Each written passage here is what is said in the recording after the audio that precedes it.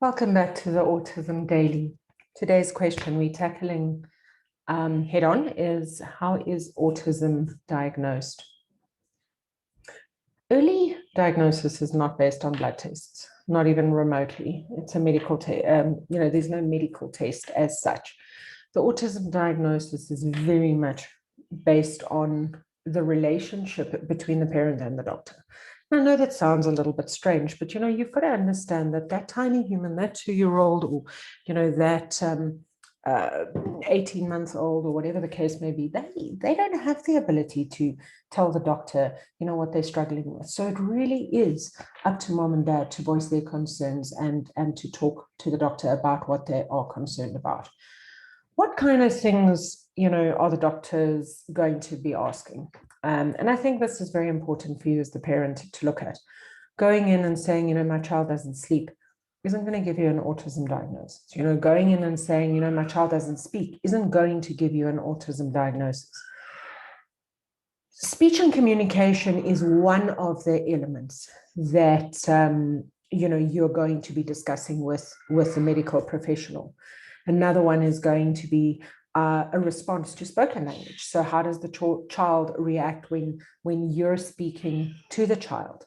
The way the child reacts in general with friends when you're out at a social, when you're out at a restaurant or in a shopping center. Things like repetitive behavior. So flapping, grinding of teeth, blocking of ears, lining up of toys, kind of that 18-month-old baby that's kind of sorting colors.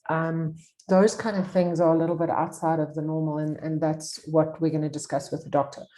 We are going to speak about sleep patterns, and we're going to speak about a lack of sleep, and we're going to speak about the tummy, and we're going to speak about poop, and how smelly it is and how often it is, because gastrointestinal problems is very common in autism, both constipation and the absolute opposite.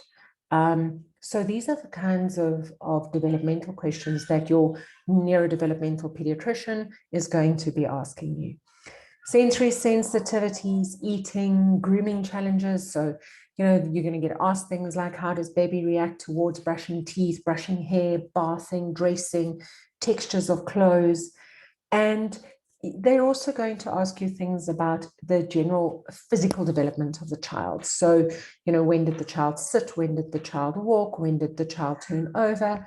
And our recommendation is that you as the parent actually make lists of all these kinds of things. Even go onto Google, go and kind of just Google normal developing childhood milestones, so that you kind of have a bench as to whether it's something that you should be worried about or not.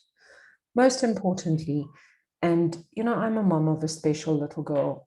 She's not so little anymore, but it's important for you to trust your gut. It irks me when I go onto the social media groups and I hear moms going, my child doesn't speak, they too. Should I be worried, mommies? Yes, you should be worried. If your gut is telling you to go onto social media and ask those kind of questions, don't go there. Don't go. Take your child to a medical professional. This is Autism Awareness Month.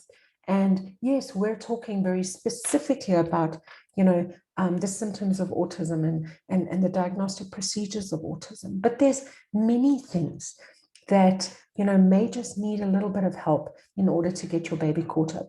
Not every speech disorder is autism. Not every, challenge is autism spectrum disorder. There are many things that,